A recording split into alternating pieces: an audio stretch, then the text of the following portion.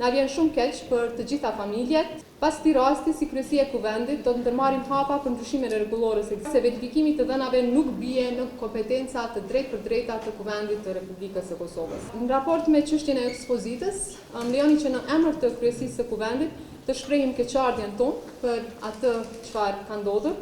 Na vjen shumë keq për të gjitha familjet, palët që janë prekur më së shumti dhe sidomos për qytetarët e Republikës së Kosovës.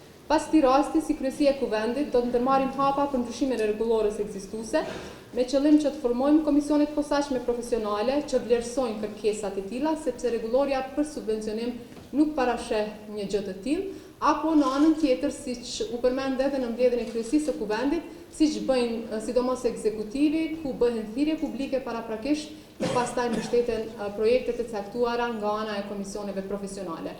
Për shembull, sa unë kam qenë ministre e drejtësisë, kështu kemi vepruar, në fillim të vitit është hapur thirrja, kanë aplikuar organizata me projekte të ndryshme dhe Ministria e Drejtësisë ka mbështetur ato projekte, përkatësisht komisionet profesionale, ato projekte që kanë vlerësuar që merren në çështje sociale dhe familjare.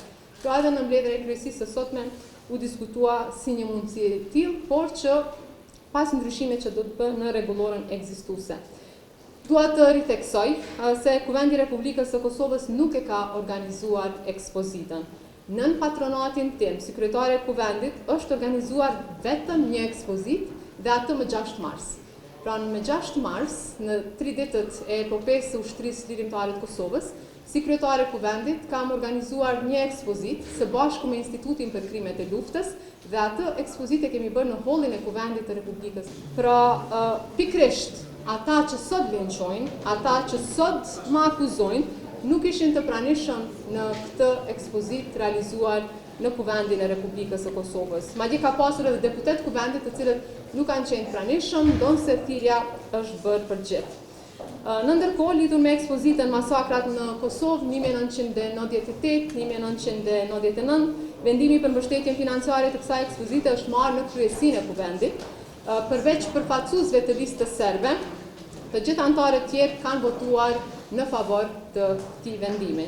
Kryesia ka vepruar mbi bazën e informacionit paraqitur në atë kohë dhe siç e kemi thënë, nuk ka pasur asnjë indikacion për pasaktësi. Njëkohësisht duhet theksuar se verifikimi të dhënave nuk bie në kompetenca të drejtpërdrejta të Kuvendit të Republikës së Kosovës, as kryesisë kuvendit.